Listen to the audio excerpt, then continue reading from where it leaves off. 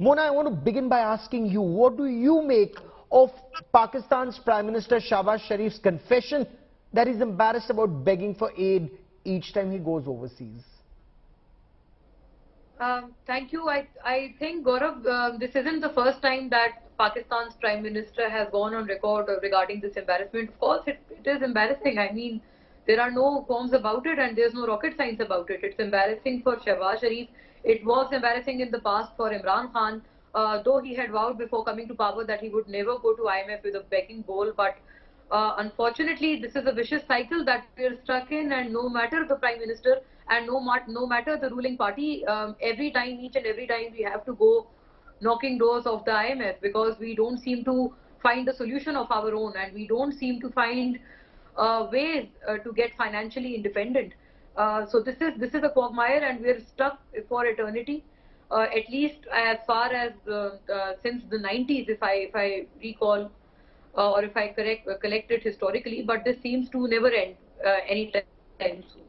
Stuck till eternity. I mean, that's unfortunate. Sushant Sareen, State Bank of Pakistan, according to a report in the Dawn, has about $4.3 billion. Commercial banks have about $5.8 billion. So that would make it close to $11 billion. How do you assess the current situation in Pakistan and Shahbaz Sharif's statement? Gaurav, first a clarification. The private accounts which are with the State Bank are not part of the foreign exchange reserves. This is only a chartered accountant like Ishaq Dar, who knows nothing about economics, can say these are part of the country's foreign exchange reserves. These cannot be used to settle your sovereign loans, your payments and other things. Number one. Number two, much of that fund, almost all of it, had already been borrowed by the government, so it's double counting. So their foreign exchange reserves are actually negative. Number three, $4.3 billion by the end of the week, they're going to be falling below $4 billion because there are certain other payments these guys have to make.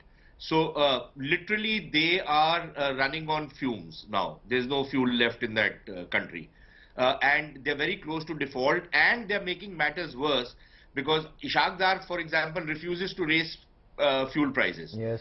Now, the rupee, there are about 5 exchange rates apparently in Pakistan right now. 5, right? And the actual value of the rupee, if it was left on free float, would be about 270 or thereabouts. And that means that the moment you let, to meet the IMF requirements, you open up the rupee, that means fuel prices will go up, power tariffs will go up, everything will go up. Now, the problem in Pakistan is that, why it's very easy for Shahbaz Sharif, like an addict, to keep complaining that I am broke, I am very embarrassed, but he doesn't have any compunctions in going and begging for money like addicts don't.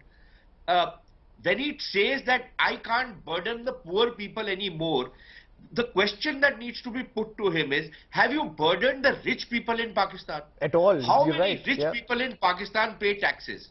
Hardly any. How much does Shahbaz Sharif and his family pay tax? How much tax that Imran Khan, who lives in a palatial house, how much tax does he pay?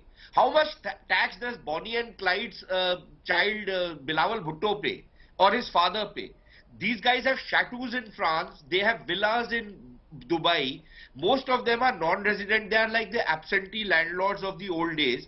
And these guys have looted and pillaged, including army officers. Yeah. Apparently, Bajwa is now gone to Dubai because he's getting a house made out there. Somebody owns islands, some general owns islands of Australia.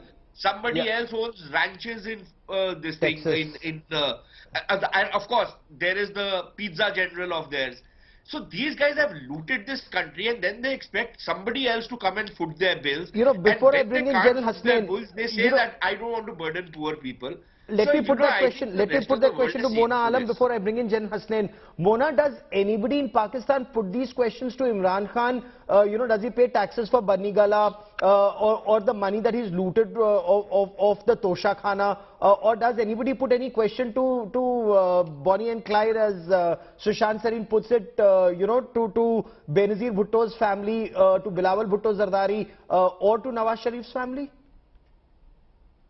Look, this is a constant debate. I mean, it isn't like nobody has put questions. Rather, I'd say these are continuous questions that have been here since decades now. And we've been asking as journalists, as anchors of programs, to all of these parties. And this is absolutely right.